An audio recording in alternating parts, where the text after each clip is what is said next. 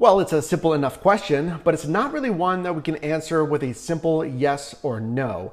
That's why in this video, we're going to look at some criteria to actually answer this question. Here in 2021, is driving for DoorDash worth it? Welcome to the channel. My name is Mike. This channel is dedicated to your success in this gig economy, the side hustle. So if you are new here, consider subscribing. And if you want the fastest way to master apps like DoorDash, Uber Eats, and other food delivery apps, go to yourdrivermike.com/delivery.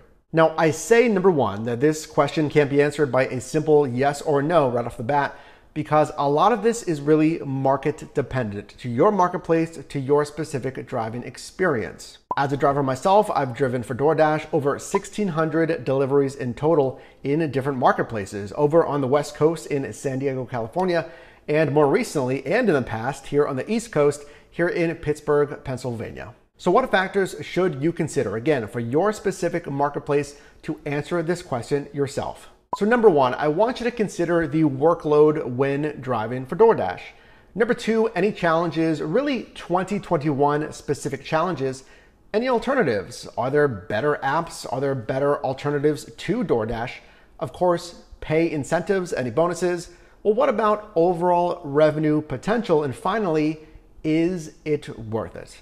So let's look at this criteria and really answer this question here, starting with number one, the workload. Now, really from 2020 to 2021 driving, the workload on DoorDash hasn't really changed. But what has changed is definitely food for thought. For instance, here in 2021, you may see more orders titled Shop and Deliver. So it's just that. With these orders, Shop and Deliver orders, you're going to be expected to go into a store, a CVS, a Walgreens, what have you. You first shop for the customer's items and then deliver. So that's a newer feature. That is more workload, more time invested for those orders. Additionally, you may also see more pickups from retail stores. It can be PetSmart, it can be GameStop, I've seen both of those, or even Walmart pickups. And those ones, especially the Walmart pickups, they may take a lot of time. Not necessarily the wait at the store, although that is something to consider as well, but it could just take a lot of time actually making the delivery because there's just so many items. So if you do have a pickup from a Walmart store, you may have an order to deliver of 5 bags of goods, of 10 bags,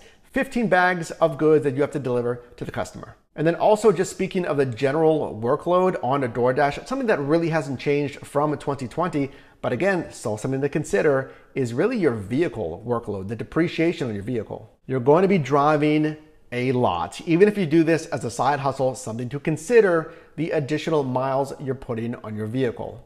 Now, one takeaway, given the current landscape that we are in here in 2020 and in 2021, is you may see more deliveries being placed. But with the workload, don't forget the entire part of the workload process, making the delivery.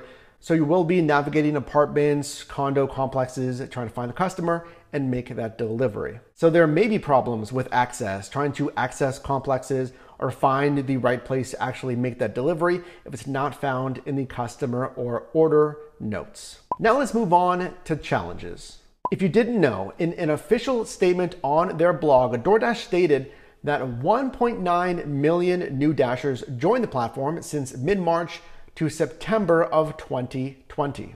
This is really, again, directly related to the current landscape that we're in, with more people looking to make money, looking to start a side hustle, just looking generally to bring in income. So you may be seeing here in 2021 rising competition from these new Dashers. Additionally, when driving for DoorDash, there are other challenges. Really something that has prevailed from 2019, 2020, here in 2021 are app crashes. In my experience driving on DoorDash, this app is prone to crashes. Now, of course, that's going to vary how often it crashes. Sometimes they're better than others, but keep that in mind. You might want to have a few other apps you can drive on. Now, really a new challenge to you as a DoorDash Dasher, really late 2020 and especially here in 2021, are contract violations. Now, of course, you do have a terms of service, you do have a contract, even as an independent contractor driving for DoorDash.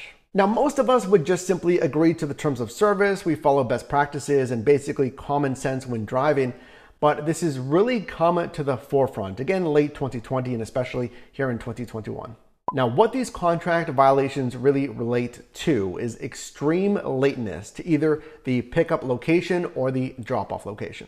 10 minutes is the general threshold. So for whatever reason, if you are 10 plus minutes late to that restaurant, making that pickup, you'll be marked and flagged in your account for a contract violation. Now, you may be wondering about, let's say, traffic. I couldn't get to that restaurant because there was traffic and I was 10 plus minutes late.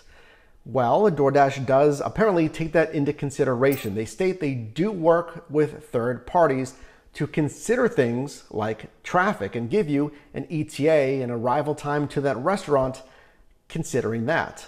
Now, you may also get one of these contract violations if you're not executing your actual delivery the right way. So if you're delivering to the door and simply leaving it as is, instead of handing it off to the customer, if that's what was specified in the Dasher app, well, you may get a contract violation. Now, since this is a newer feature and more Dashers are seeing this pop up into their ratings screen on their account, I definitely advise check the video linked above for an entire breakdown of this new update and how it affects you. The next challenge, driving for DoorDash here in 2021, possibly lowered peak pay. As we're going to talk about, peak pay is the per delivery bonus from DoorDash. So if you're driving in a marketplace and it is busy enough, DoorDash may say, well, if you drive, let's say from 2 to 4 or 8 until 10, whatever it is that they deem is busy enough, we'll give you an extra $2, $3, $1.50 per delivery. But some drivers have reported experiencing lowered peak pay, really less bonuses when it typically would have been offered during that day of the week, during that hour time slot, basically. Let's say a dinner shift. Well, those drivers are no longer seeing any bonus pay or they're seeing significantly lowered peak pay. Now for that, I'm actually curious. I want to hear from you. So if you've driven for DoorDash in 2021 or in 2020, have you experienced lower peak pay, lower bonus pay? In your opinion, let us know down below. Okay, so knowing that, let's talk about some alternatives. What happens if an app crashes? What happens if the pay isn't there? Let's go over that. Alternatives to DoorDash, obviously we have Uber Eats and we have Grubhub. Now, if you didn't know, Uber is actually acquiring Postmates here in 2021, so look for that transition. Now, looking at some of the data here, for late 2020, we can see Uber Eats with a 23% market share. This is based on sales. We can see Grubhub with a lower 18%. And really one of the reasons why a lot of drivers cite DoorDash as being their #1 app in the marketplace could deal with them just being very busy, considering DoorDash has a 50% market share. But it is absolutely not a bad idea, and it's actually something that I highly recommend, is to download each and every one of these apps so you have an alternative if one app isn't working in your marketplace. Or if one of these apps goes down, at least you can go online with another app. So we talked about the peak pay, the per delivery bonus based on the time of day, the hours, basically when it's busy enough, and DoorDash may offer you extra pay. Now, one thing that I have noticed, and this is something I want to hear your feedback on as well, but I have seen if you're driving during a particularly busy shift, let's say you're already getting some peak pay, is DoorDash may actually add additional peak pay. DoorDash's algorithm is looking at all kind of metrics. How many drivers are currently active in that market segment? How many orders are coming through as well? And then the projected orders for the next remaining hours. So you may actually see DoorDash adding additional peak pay that wasn't previously scheduled on the Dasher app. Now, one type of pay incentives we may see more in 2021 are challenges. Now, I say that because challenges have really been in beta for some time, so we may see this come to more marketplaces here in 2021. So if your marketplace does have challenges, it may look something like this. So DoorDash is going to say, we need you to complete a certain amount of deliveries, and after you do so, we'll give you an extra bonus. And the last pay incentive driving for DoorDash are tips. Now, really with any food delivery app, they'll have the opportunity to earn tips, of course. Now, following the best practices, making efficient deliveries, immediately communicating any delays with the customer's orders, substitutions are all ways to earn more tips. Now let's talk about the overall revenue potential. How much money can you make here in 2021 on DoorDash? And then we'll get into a final verdict. My goal for you is to be in the top 15% of driver earners. So let's translate that to earnings and really earnings per hour. Your goal, in my opinion, should be $20 per hour in gross revenue, and ideally 25 plus. Now, I also want to be real with you as a fellow Dasher. That is not possible all the time. That is not possible in all marketplaces. It could be competition. It could be the landscape of your marketplace. It could be your marketplace is too rural or not enough restaurants are on the Dasher platform. Now for this, I recommend really looking at the data, something that honestly not a lot of drivers are doing. Looking at your efficiency as far as your business miles. How much am I getting paid for all of those miles driven?